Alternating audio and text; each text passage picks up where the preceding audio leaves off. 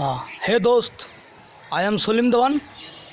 मैं आईसु गुवाहाटीर मिनी ताजमहल और आपनालोকক आज देखुवाम मिनी ताजमहलर किछु तात्पर्यपूर्ण कथा। So I want to know from you about historical background of mini Taj Mahal.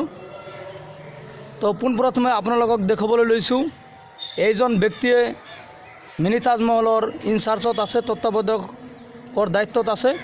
गतिके तेखेतर পৰা কিছু মই কথা জানিব বিচাৰিছোঁ। পোনপ্ৰথমে আমি দাদাক নিজৰ পৰিচয়খিনি দাঙি ধৰিবলৈ বিচাৰিছোঁ। আপোনালোকে দাদাৰ পৰা পৰিচয়খিনি জানি আহক। ঠিক আছে, আপোনাৰ পৰিচয়খিনি দাঙি ধৰিব। নমস্কাৰ, মোৰ নাম হৈছে মোহাম্মদ মহৰুম আলী চফবী। এই দৰগাহ শৰীফ আমাৰ মহান মুৰ্শিদ হজৰত মুৰ্তজা আলী শ্বাহ চফবীৰ পবিত্ৰ দৰগাহ শৰীফ হয়। এই পবিত্ৰ দৰগাহ শৰীফৰ আমাৰ দৰগাহ পৰিচালনা কমিটি আছে। সেই কমিটিয়ে মোক এই দৰগাহ চোৱা চিতাৰ যি দায়িত্ব দিছে, সেই দায়িত্ব মই সম্পূৰ্ণ পালন কৰি আছোঁ। আৰু ভাইজান আহি পাইছে, এখেতৰো মই পৰিচয়টো লৈছোঁ। আপোনাৰ পৰিচয়টো দিলে ভাল হ'ব। ঠিক আছে, মই মোৰ পৰিচয় দাঙি ধৰিছোঁ। মোৰ নাম সলিম দেৱান। মই বৰপেটাৰ পৰা আহিছোঁ আৰু আজি বিশেষ এটি এই মিনি তাজমহলৰ ব্লগ লোৱাৰ কাৰণে আহিছোঁ। গতিকে মই আপোনাৰ পৰা আৰু কিছু কথা জানিব বিচাৰিছোঁ। What is the significant of mini Taj Mahal? Who built mini Taj Mahal? মানে তাজমহলখনৰ ইতিবৃত্ত জানিব বিচাৰিছোঁ। আৰু তাজমহলখন কোনে সজাইছিল, কাৰ বাবে সজাইছিল? যেনেকৈ আমাৰ আগ্ৰাৰ তাজমহল শাহজাহান বাদশ্বাহই নিজৰ ঘৈণীয়েকৰ কাৰণে, মমতাজৰ কাৰণে যেনেকৈ তেওঁলোকৰ প্ৰেম ভালপোৱা যুগমীয়া কৰাৰ কাৰণে, চিৰ যুগমীয়া কৰাৰ কাৰণে সজাইছিল, ঠিক তেনেকৈ এই মিনি তাজমহলখন কিহৰ কাৰণে সজাইছিল বা কাৰ বাবে সজাইছিল আৰু কোনে সজাইছিল, এইখিনিৰ বিষয়ে অলপ ক'ব দাদা।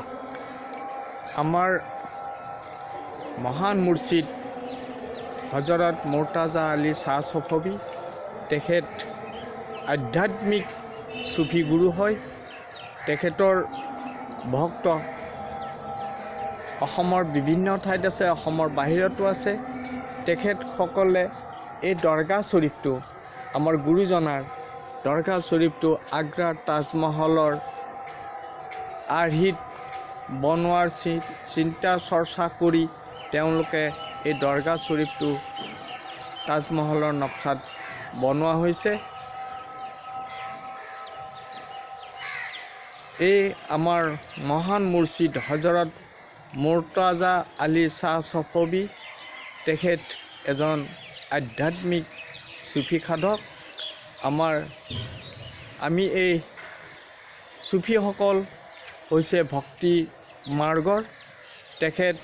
তেখেতসকলৰ যিটো চিলচিলা আছে, অৰ্থাৎ বংশলতা, আমাৰ পয়গম্বৰ হজৰত মহম্মদ সাল্লাল্লাহু আলাইহি সাল্লাম আৰু তেখেতৰ জোৱাই হজৰত আলী কৰিমুল্লাহ অজহু, জগত জননী মা ফাতেমা মাই কাৰবালাত এজিদে তেখেতসকলক দিন ইছলাম জীয়াই ৰখাৰ যি কাৰবালা মৰুত যি তেওঁলোকক এজিদে নৃশংসভাৱে হত্যা কৰিছিলে, ইছলাম জীয়াই ৰখাৰ কাৰণে তেওঁলোকে কাৰবালাত শ্বহীদ হ'বলগীয়া হৈছিলে। গতিকে সেই আৰ্হিত, সেই বংশলতাত আমাৰ এই মুৰ্শিদজনাৰ যিখিনি ভক্ত আছে, সেই ভক্তখিনিত তেওঁলোকৰ অনুগামী, আমি যাক কোৱা হয় আহলে বয়াত। সকলো ইছলাম গ্ৰহণকাৰী ৰাইজে বুজি পাব যে আহলে বয়াত কি হয়। আৰু তেখেতৰ যি মাজাৰ, এই মাজাৰ তেখেতৰ স্মৃতি বুলি ক'লে ভুল হ'ব, স্মৃতি নহয়, তেখেতৰ আমাৰ অলি আল্লাহসকলৰ গৌছ কুতুব যিসকল আছে তেখেতসকলৰ পবিত্ৰ দৰগাহ হয়। আৰু আমাৰ মহান মুৰ্ছিদৰ তেখেত এই দৰগাহ শ্বৰীফটো তেওঁৰ ভক্তবিলাকে দান বৰঙণিৰে এই দৰগাহ শ্বৰীফটো আগ্ৰাৰ তাজমহলৰ আৰ্হিত নিৰ্মাণ কৰিছে। আৰু মানুহে তাৰমানে মানুহৰ মাজত এটা জনচৰ্চা হৈ গৈছে মিনি তাজমহল। হয় হয়, সেইটোতো কাকো বাধা দিব নোৱাৰি, গতিকে মিনি তাজমহল বুলি মানে জনচৰ্চা হৈ গ'ল। কিন্তু একচুৱেলি এইটো মিনি তাজমহল নহয়, পবিত্ৰ দৰগাহ শ্বৰীফ হয়। হজৰত মুৰ্তাজা আলী শ্বাহ ছফৱী আৰু তেখেতৰ পৰিবাৰৰো আছে দৰগাহ ভিতৰত। তেখেতৰ পৰিবাৰৰ নাম হৈছে হজৰত চুফিয়া বেগম শ্বাহ ছফৱী। আৰু এই দৰগাহ শ্বৰীফত দৰ্শন কৰিবৰ কাৰণে যিসকল দৰ্শনাৰ্থী আহে তেখেতসকলৰ সুবিধাৰ্থে আমাৰ পশ্চিম ফালে যিটো মানে টয়লেট আৰু বাথৰুম আছে সেইখিনি দৰ্শনাৰ্থীৰ কাৰণে সুবিধাৰ্থে আমাৰ এই দৰগাহ পৰিচালনা সমিতিয়ে মানে নিৰ্মাণ কৰি দিছে, যাতে কোনো ভক্তই বা কোনো দৰ্শনাৰ্থীয়ে যাতে কোনো অসুবিধাৰ সৃষ্টি নহয়।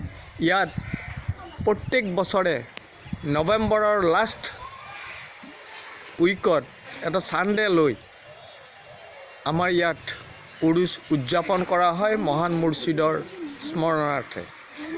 ইয়াত এই দৰগাহ শ্বৰীফত হিন্দু মুছলিম বৌদ্ধ খ্ৰীষ্টান নেপালী কোনো আমাৰ জাতিগত নাই, সকলো আহি ইয়াত নিজৰ ভক্তি অনুসাৰে দোৱা প্ৰাৰ্থনা কৰিব পাৰে। ইয়াত পুৰুষ মহিলাৰো কথা নাই, পুৰুষ মহিলা উভয়ে এখন প্ৰকৃত সঁচা অন্তৰলৈ পবিত্ৰ অন্তৰলৈ আহি আমাৰ মহান মুৰ্ছিদ হজৰত মুৰ্তাজা আলী শ্বাহ ছফৱীৰ পবিত্ৰ দৰগাহত দোৱা প্ৰাৰ্থনা কৰিলে তেওঁলোকৰ মনোকামনা পূৰ্ণ হয়। তেখেতৰ এইটো এটা ডাঙৰ মাহাত্য আছে। ঠিক আছে, দাদাৰ পৰা বহু কথাই জানিলোঁ।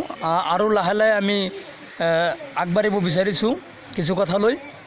এতিয়া দাদাক প্ৰশ্ন কৰিব বিচাৰিছোঁ যে এইটো আচলতে মৌখিকভাৱে মিনি তাজমহল বুলি মানুহে কয়, কিন্তু আচলতে এইটো এটা পবিত্ৰ দৰগাহ শ্বৰীফ। গতিকে এই দৰগাহ শ্বৰীফটো কিমান তাৰিখৰ পৰা কিমান তাৰিখলৈ তাৰমানে স্থাপন কৰা হৈছিল সেই বিষয়ে অলপ ক'ব, কেনেকৈ সজাইছিল? আমাৰ পৰম মুৰ্ছিদ হজৰত মুৰ্তাজা আলী শ্বাহ ছফৱী তেখেত 1995 চনৰ 30/10 অক্টোবৰ মাহত তেখেত এই পাৰ্থিৱ জগত ত্যাগ কৰি অৰ্থাৎ তেখেত পৰ্দা হৈছিলে।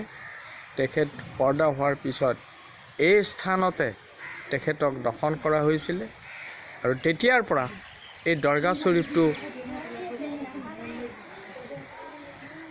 বৰ্তমান এতিয়ালৈকে এই দৰগাহ শ্বৰীফ চলি আছে। আৰু ভৱিষ্যতেও ইয়াৰ মানে দৰগাহ শ্বৰীফ মানে ৰাইজৰ সহায় সহযোগিতা বা এখেতৰ যিমানবিলাক ভক্ত আছে সেই ভক্তসকলৰ উচিলাই মানে পীৰ মুৰ্ছিদৰ দৰগাহ শ্বৰীফ পীৰ মুৰ্ছিদে চলাই লৈ যাব। আমি যিখিনি ভক্ত বা যিখিনি অনুগত তেখেতসকলৰ প্ৰতি এটা আমাৰ বিনম্ৰ অনুৰোধ, যাতে সকলোৱে আহি ইয়াত শৃংখলাবদ্ধভাৱে পৰিষ্কাৰ পৰিচ্ছন্নতা কৰি ৰাখে। প্ৰত্যেকজন ভক্তপ্ৰাণ ৰাইজলৈ আমাৰ বিনম্ৰ অনুৰোধ।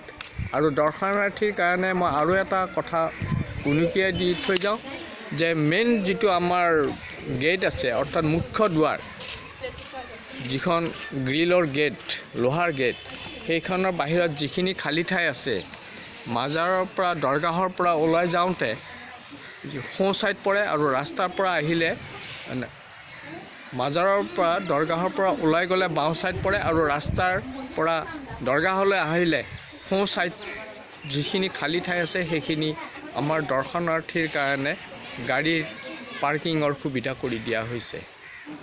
আৰু দক্ষিণ ফালে যিটো টিঙৰ ঘৰ দেখিছে, টিঙৰ দুইচেলীয়া ঘৰ দি থোৱা হৈছে, সেইটো আমাৰ মহান মুৰ্ছিদ হজৰত মৰ্তজা আলী শ্বাহ ছফবী তেখেত তৃতীয় পুত্ৰ।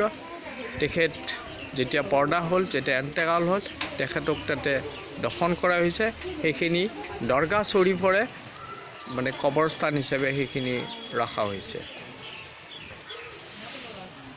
সেই ঠাইখিনি ঠিক আছে, এই ঠাইখিনি ন, এই পথাৰৰ সিবাৰে।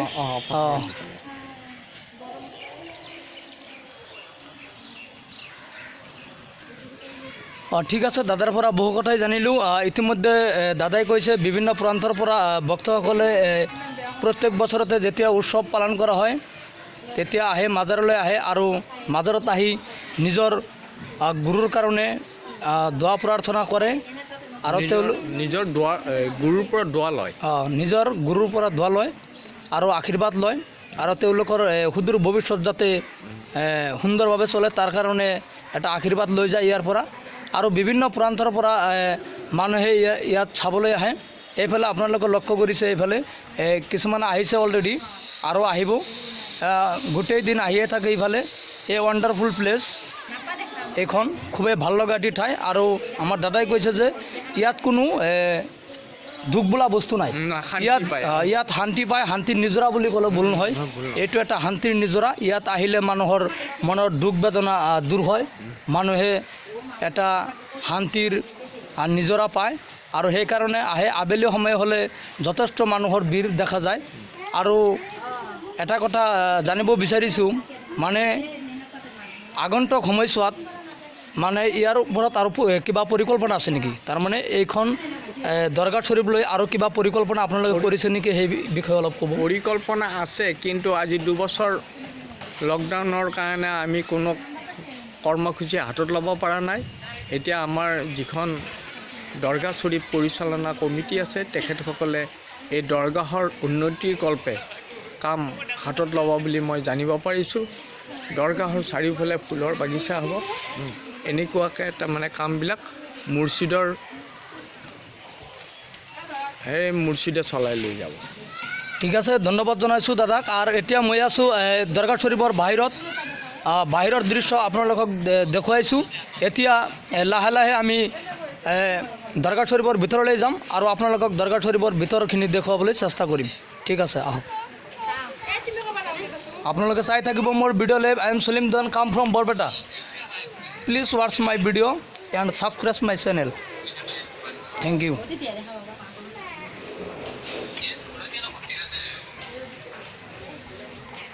চাওক পবিত্ৰ দৰগাহ শ্বৰীফ, আৰু সকলোৱে মিনি তাজমহল বুলি জানে, আৰু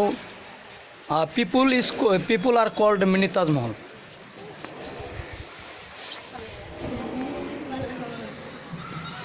চাওক ভিতৰৰখিনি দেখুৱাবলৈ যত্ন কৰিছোঁ।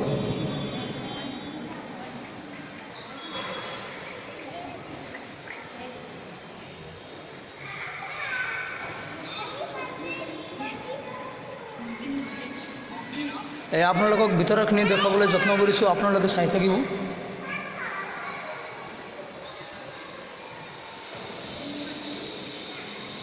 আৰু আপোনালোকক দেখুৱাবলৈ চেষ্টা কৰিছোঁ ইয়াতে আমাৰ যিজন পীৰ কামিলৰ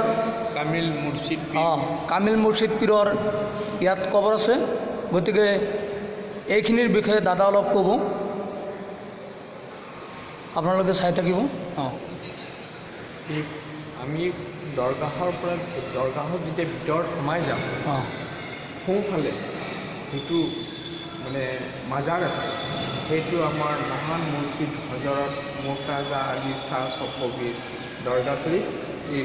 এইটো বাওঁ দৰগাহৰ পৰা বাওঁ ছাইড, আৰু সোঁ ছাইডটো সেইটো হ'ল আমাৰ গুৰু মাতৃ হজৰত চুফিয়া বেগম শ্বাহ ছফবীৰ মাজাৰ।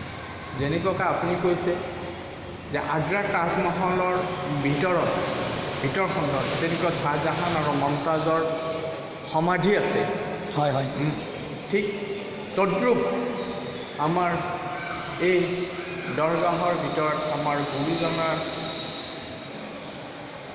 মই বাৰে বাৰে কৈ থাকিব লগা হৈছে, এই গুৰুজনা হজৰত মৰ্তজা আলী শ্বাহ ছফবী আৰু আমাৰ গুৰু মাতৃ হজৰত চুফিয়া বেগম শ্বাহ ছফবীৰ মাজাৰ। ঠিক আছে, দাদাই আজি যথেষ্ট পৰিশ্ৰম কৰিছে, মোৰ লগত কথা কৈছে, সকলো প্ৰশ্নৰ উত্তৰ দিবলৈ চেষ্টা কৰিছে। দাদাক বিশেষভাৱে ধন্যবাদ জনাইছোঁ। আৰু আগন্তুক সময়ছোৱাত যাতে এই দৰগাহ শ্বৰীফটো আৰু সুন্দৰভাৱে পৰিচালনা কৰিব পাৰে তাৰ কাৰণে আমি আশীৰ্বাদ দিছোঁ। আৰু সদায় এনেকৈ পবিত্ৰ স্থানত নিজকে এটা কৰ্তব্যপৰায়ণ ব্যক্তি হিচাপে যাতে পৰিচয় দিব পাৰে তাৰ কামনা কৰিছোঁ। এতিয়া আপোনালোকে খুব সুন্দৰভাৱে চাইছে এয়া সমাধিটো।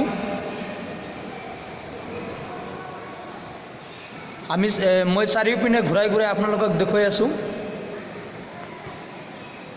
এয়া চাওক কি সুন্দৰ পৰিৱেশ আৰু ভাল লগা। আৰু অজস্ৰ মানুহৰ ভিৰ হয়, বিভিন্ন দেশ প্ৰান্তৰ পৰা মানুহ আহি ইয়াত মানে আনন্দ উপভোগ কৰে আৰু ইয়াৰ পৰা মানে আশীৰ্বাদ লয়, শৰণ লয়। মই আপোনাক এইখিনিতে এটা কথা অনুপ্ৰেৰণা দিওঁ, আপুনি জানি থওক, তিনিটা বস্তু